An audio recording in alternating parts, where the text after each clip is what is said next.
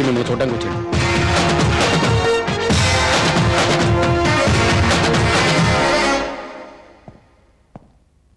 రావయ్యా రా.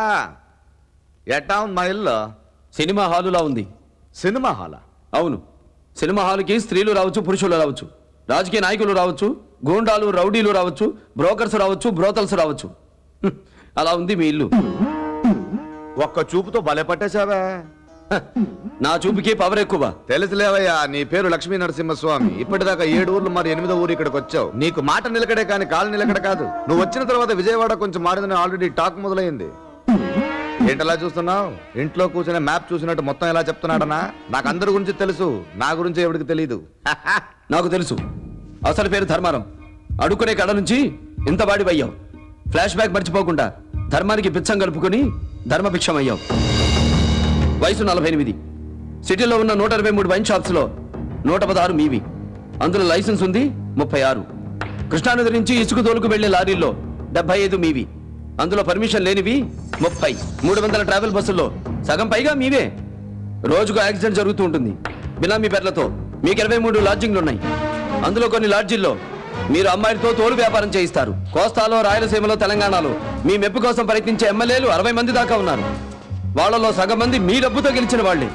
మీరింత కింగ్ మేకర్ అయినా మీ పేరు పేపర్లో రాయరు, మీ బొమ్మ పేపర్లో పడదు. చా, ఈనాడు పేపర్లో మెయిన్ పేజ్ చదివినట్టు మొత్తం చదివాక నాకు నీకు డిస్కషన్ ఏంటి? స్ట్రేట్ ఎన్కౌంటరే. ఎలాగో డబ్బు తీసుకోవు. ఏ ఊరికి ట్రాన్స్ఫర్ కావాలో అడుగు. డబ్బు తీసుకోండి అని ఎవరు చెప్పారు?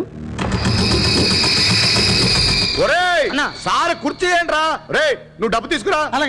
మనోడే. సిటీలో మీ బస్సులు స్పీడ్గా నడపడం వలన యాక్సిడెంట్లు అవుతున్నాయి. అలా జరగడానికి వీల్లేదు. తాగి ఆరోగ్యం పాడు చేసుకునే వాడి గురించి ఐ డోంట్ కేర్. కానీ తాగి గొడవ చేసేవాడిని వదిలిపెట్టను. మీరు చేసే ఇల్లీగల్ బిజినెస్ గురించి నాకు అనవసరం. మీ పేరు చెప్పుకుని లోకల్ దాదాలు ఫోజు కొడితే కాళ్ళు విరిచి పడమట లంకలో పడుకోబెడతాను.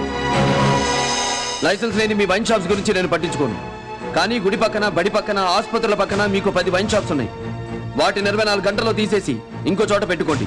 వీటన్నిటికీ మీరు ఓకే అంటే ఆ ప్యాకెట్ నేను తీసుకుంటాను. భలే వాడివే. నా దారికి నువ్వు వచ్చాక నీ దారికి నేను రాలేనా? రే, ఇచ్చేయండి రా.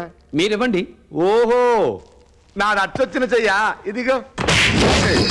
నా అరచెయ్యి ఆకాశాన్ని చూస్తే నేను అడుక్కున్నట్టు.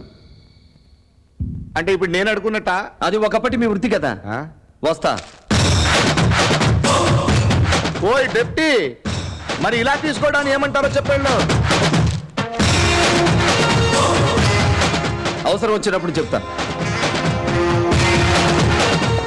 ఆడు చెప్పిన దానికి గంగిరెద్దులా తలవుతావేంటన్నా? ఈడెందుకో నాకు నచ్చాడురా.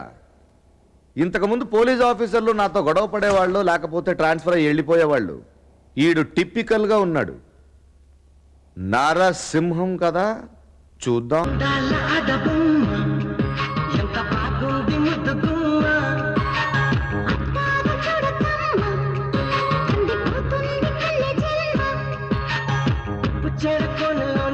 చిక్కుకుంది, రక్షించు నన్ను చప్పునా.